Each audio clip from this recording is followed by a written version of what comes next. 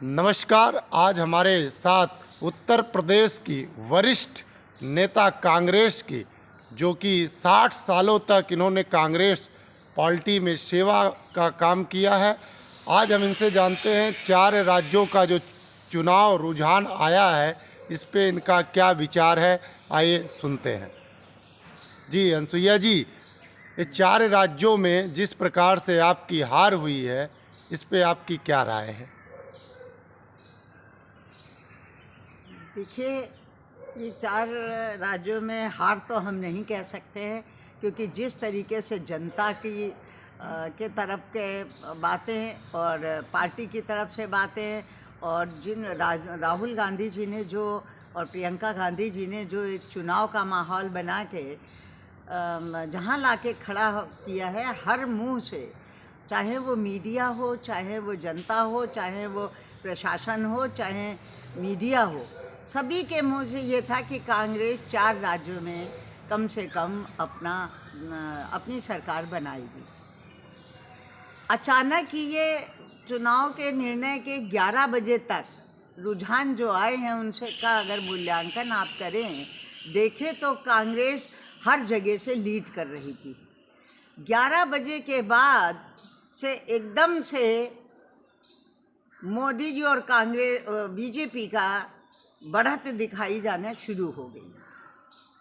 पैमाने का शुरुआत यहीं से शुरू हुई है। और अगर हम कहें कि ईवीएम में घपला जो पूर्व से भी होता आया, ये तो पार्टियों ने पूर्व से इतना ध्यान नहीं दिया, हमेशा ईवीएम का घोटाले की बात जरूर कहते रहे, लेकिन ईवीएम ने कहीं उसको बंद कराने की बात नहीं करी या उस पर बड़ी बारीकी से ऑब्जर्वेशन नहीं कराया। आज निश्चित तौर पे उसका ही रिजल्ट ये है कि ईवीएम में निश्चित तौर से कोई दो राय नहीं है कि ज़रूर गड़बड़ी है, चाहे वो इंटरनेट के द्वारा सेटिंग हो, चाहे सैटेलाइट के तहत किया गया हो, चाहे वो रिमोट कंट्रोल से उसे सेट किया जा रहा है। इसमें गड़बड़ी ज़रूर है। वोटों का रेशियो आप चुनाव निर्वाचन आयोग का उठा के देखिए तो आप ये देखिए 50 वोट पड़े हैं, कहीं 20 पड़े हैं, कहीं ऐसे पड़े हैं 5 वोटों से जीत रहा है तो कहीं 10 वोटों से जीत रहा है। आप उठा के निर्वाचन का जो अपनी रिपोर्ट दी है उन्होंने चुनाव की समीक्षा रिपोर्ट, उसको अगर पढ़ लेंगे तो निश्चित तौर पे आपकी धारणा भी बन जाएगी कि हाँ गड़बड़ी ज़रूर हुआ है। और आप अगर ये भी देखें भाजपा के शक्ल से, भाजपा के उत्साह से अगर वो भी देखें तो ये डरे हुए हैं कि कहीं इसका अगर पोल खुल गई तो इनकी असली चीज़ सामने जनता के आ जाएगी। आपका अनसुईया जी कांग्रेस नेता में एक सीनियर नेता हैं आप। आज जब आप कर्नाटका जीतते हैं, तेलंगाना जीते अभी आपने, तो आप ईवीएम का वहाँ पे दोष नहीं देते, लेकिन जब आप बड़े राज्यों को हारते हैं तो आप ईवीएम आगे ले आके खड़े कर देते हैं। तो ईवीएम भी आपने ही देश में ले आने का काम किया था, तो उस समय आपने ऐसा क्यों नहीं सोचा? देखिए, कांग्रेस ने जो कुछ दिया, चाहे राइट टू इंफॉर्मेशन एक्ट दिया, चाहे राइट टू शिक्षा एजुकेशन एक्ट दिया, चाहे उसने ईवीएम दिया, कांग्रेस की मंशा बहुत साफ थी कि पारदर्शिता होनी चाहिए उन्हें। लेकिन अमानत में खयानत करने की जो भाजपा की अपनी फितरत है, उस फितरत ने इस सारे अच्छे एक्टों को भी कंफ्यूज कर दिया, लोगों को, जनता को गुमराह करके, जनता को और समाज को सब करके कंफ्यूजन में डाल दिया कि कोई आदमी सोच ही नहीं पा रहा कि हो क्या रहा है। लेकिन हो बहुत कुछ रहा है जिस पे हमें ध्यान देने की ज़रूरत है। राहुल गांधी जी को भी ध्यान देने की ज़रूरत है। सबसे पहले तो आरएसएस कैडर इस देश का सबसे खतरनाक कैडर है और वो खतरनाक कैडर दखलंदाजी भाजपा में पूरी तरह से रखता है।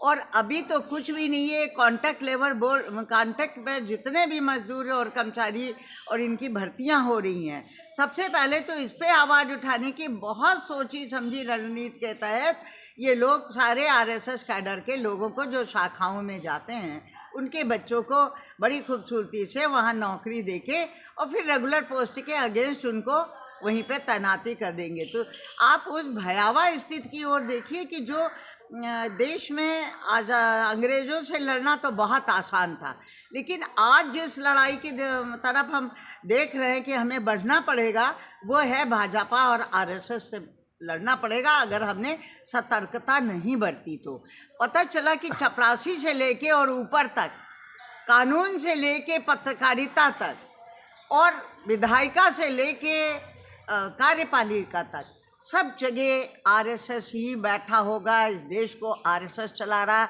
आज उदाहरण के लिए मैं देती हूँ, मोहन भागवत जी ने विज्ञान भवन में पूरे हिंदुस्तान के संतों की मीटिंग की और सनातन धर्म का प्रचार प्रसार करके भाजपा को सपोर्ट करने की बात करी।